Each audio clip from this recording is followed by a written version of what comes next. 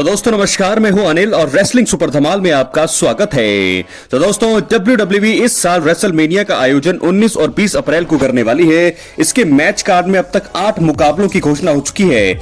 एक तरफ जहां Jey Uso world heavyweight champion Gunther से उनकी चैंपियनशिप जीतने का प्रयास करेंगे, तो वहीं कई और टाइटल भी दांव पर होंगे। वहीं ऐसी कई चीजें हैं जो इस प्रीमियम लाइव इवेंट में पहली बार होने वाली है। इसलिए दोस्तों इस वीडियो में हम आपको वो 3 सबसे बड़ी चीजें बताने वाले हैं जो WWE रेसलमेनिया 41 के इतिहास में पहली बार होने वाली है। इसलिए वीडियो के अंत तक बने रहें और अगर आप चैनल पर नए हैं सब्सक्राइब करने के बाद ऑल पर क्लिक करें, क्योंकि फ्री है और यहाँ आपको हर प्रकार की रेसलिंग जगत से जुड़ी हुई तमाम जानकारी मिलती है और मिलती रहेंगी। इसलिए वीडियो को लाइक करें, शेयर करें, सब्सक्राइब करने के बाद ऑल पर क्लिक जरूर करें। तो चलिए दोस्तों वीडियो को शुरू करते हैं। बात करते हैं सबसे पहले कारण का। सबसे पहली चीज जो सबसे पहले होगी, जेकब फाटू दोस्तों पहली बार हमें रेसलमेनिया में एक्शन में दिखाई देंगे। जी हाँ दोस्तों, आपको बता दें कि जेकब फाटू बहुत ही ताकतवर हैं और उन्होंने अपनी ताकत स्मैकडाउन के हालिया एपिसोड में भी दिखाई, जहां ब्लड लाइन मेंबर यानी कि जेकब फाटू ने ब्रॉन स्ट्रोमैन को लास्ट मैन स्टैंडिंग मैच में हराया। अब वो रेसलमेनिया 41 में यूएस चैंपियनशिप के लिए एलए नाइट को चैलेंज करेंगे। 24 जून 2024 में WWE डेब्यू करने वाले जेकब फाटू का शोज ऑफ शोज यानी कि रेसलमेनिया में ये पहला अपीयरेंस है। इसमें उन्हें सीधे ही अपना पहला सिंगल्स टाइटल जीतने का मौका मिलने वाला है। अगर वो अपना मुकाबला जीत जाते हैं तो वो न सिर्फ साल के सबसे बड़े शो में टाइटल जीतेंगे, बल्कि ये उनकी पहली सिंगल चैंपियनशिप रन भी होगी। तो दोस्तों इस प्रकार पहली बार जेकब फाटू दिखने वाले हमें एक्शन में। बात करेंगे दूसरी चीज का, रेसलमेनिया 41 में पहली बार Roman Reigns versus Seth Rollins versus CM Punk मुकाबला होगा।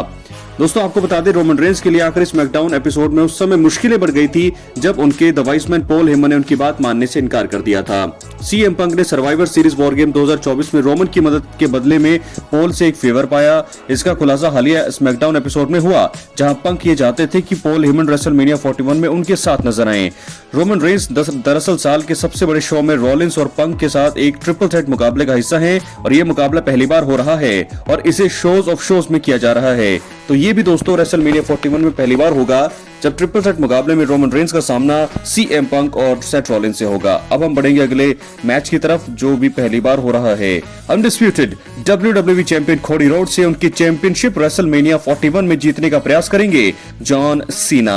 तो दोस्तों आपको बता दें कि जॉन सीना ने 2025 का एलिमिनेशन चेंबर मुकाबला जीता था। वो इसके बाद हील बन गए थे। उन्होंने रॉक के इशारे पर undisputed WWE champion Cody Rhodes को धोखा दिया था। अब ये दोनों रेसलमेनिया 41 में सिंगल्स मुकाबले का हिस्सा हैं, जहां जॉन सीना अपने करियर में पहली बार जो है कोडी रोड्स से उनकी चैंपियनशिप जीतने का प्रयास करेंगे। वो ये एक यादगार पल है क्योंकि पिछले साल के सबसे बड़े शो में जॉन सीना ने ही कोडी रोड्स को रोमन रेंस के खिलाफ जीत दिलाने में सबसे ज्यादा जरूरी भूमिका निभाई थी। सबसे बड़े इवेंट में ये दोनों दिग्गज पहली बार आमने सामने आने वाले हैं। तो दोस्तों 3 चीजें मैंने आपको बता दी हैं जो सबसे पहले होने वाली है, पहली बार होने वाली है रेसलमेनिया के इतिहास की। क्या है आपकी राय अपनी कमेंट बॉक्स में जरूर दें और इसी के साथ अब हम बढ़ेंगे अपनी अगली स्टोरी की तरफ। तो दोस्तों आपको बता दें कि रेसलमेनिया 41 का रोमांच अब चरम पर है। कुछ ही हफ्तों बाद फैंस को ताबड़तोड़ एक्शन देखने को मिलेगा। कंपनी के सबसे बड़े सुपरस्टार्स अपना जलवा दिखाने के लिए पूरी तरह से तैयार हैं। हमेशा की तरह इस बार भी सरप्राइज मिलने की पूरी उम्मीद है। दोस्तों रोमन रेंस के मैच पर सबकी नजरें होंगी। उनकी टक्कर पंक और रॉलिंस के साथ होने वाली है। नाइट 1 के मेन इवेंट में ये मैच होगा, इसलिए इस वीडियो में हम उन 3 गलत चीजों के बारे में बात करेंगे जो रेसलमेनिया 41 में रोमन रेंस के होने वाले ट्रिपल थ्रेट मुकाबले में नहीं होनी चाहिए। इसलिए वीडियो के अंत तक बने रहें। चैनल पर नए हैं सब्सक्राइब के बाद ऑल पर क्लिक जरूर करें। बात करेंगे सबसे पहली चीज का, रेसलमेनिया 41 में होने वाले ट्रिपल थ्रेट मुकाबले का विवादास्पद अंत नहीं होना चाहिए, यानी कि कंट्रोवर्शियल एंड होना नहीं चाहिए इस मुकाबले का। दोस्तों रोमन रेंस, सीएम पंक और सेथ रॉलिंस तीनों ही बड़े सुपरस्टार हैं। कंपनी इन सभी को प्रोटेक्ट करने के प्लान से भी आगे बढ़ सकती है। ऐसे में रेसलमेनिया 41 होने वाले मैच का एक कंट्रोवर्शियल एंड हो सकता है। WWE द्वारा पहले भी इस तरह की चीजें की गई हैं। WWE को इस योजना के तहत आगे नहीं बढ़ना चाहिए। मुकाबले का क्लीन अंत होना चाहिए। कंपनी को अगर फैंस को और ज्यादा अपनी तरफ आकर्षित करना है तो गलत रास्ता बिल्कुल भी नहीं अपनाना चाहिए। मैच अगर खराब रहा तो फिर फैंस का गुस्सा फूट सकता है, क्योंकि रेसलमेनिया इतिहास का दोस्तों सबसे बड़ा मुकाबला ये सेट कर दिया है और उसका अगर कंट्रोवर्शियल एंड होगा तो कंपनी के साथ कंपनी को भी नुकसान होगा और फैंस को भी बहुत ज्यादा बुरा यहां पर लगने वाला है। बात करेंगे दूसरी चीज का, रेसलमेनिया 41 में होने वाले मैच में दखल अंदाजी भी नहीं होनी चाहिए। दोस्तों, रेसलमेनिया 41 में होने वाले रोमन रेंस के मुकाबले में दखल अंदाजी की संभावना अब लग रही है। कुछ सुपरस्टार आकर मामला खराब कर सकते हैं। इस तरह की बुकिंग WWE ने बिल्कुल भी नहीं करनी चाहिए। इससे कहीं ना कहीं मैच का नतीजा भी पलट सकता है। तीनों सुपरस्टार्स बिना किसी दखल के मैच खत्म करेंगे तो फिर सभी तालियां जरूर बजाएंगे। इतने बड़े मुकाबले में इस तरह की गलत चीजों के कारण WWE को नुकसान भी सहना पड़ सकता है। वैसे ही फैंस इस साल मेगा इवेंट के लिए ज्यादा एक्साइटेड नजर नहीं आ रही हैं और अगर ऐसे में कुछ चीज इस मैच में कुछ खलल पड़ता है तो बहुत ज्यादा नुकसान पहुंच सकता है WWE को। और वहीं दोस्तों, इसके अलावा बात करेंगे तीसरी चीज का, रेसलमेनिया 41 में नहीं होनी चाहिए रोमन रेंस की हार। दोस्तों, ये मुझे लगता है सबसे बड़ी चीज है और मुझे लगता है ऐसा होने की संभावना अब ज्यादा लग रही है। रेसलमेनिया में रोमन रेंस का इतिहास तगड़ा है। कम मैचों में उन्हें हार का सामना करना पड़ा है और इस साल 10वीं बार मेन इवेंट रोमन रेंस करने जा रहे हैं। आपको बता दें कि सीएम पंक अपने करियर में पहली बार करेंगे, तो वहीं 10वीं बार रोमन रेंस इसे मेन इवेंट करेंगे। ये उनके लिए सबसे बड़ी उपलब्धि है। रोमन की हार ही शायद कोई बर्दाश्त कर पाएगा।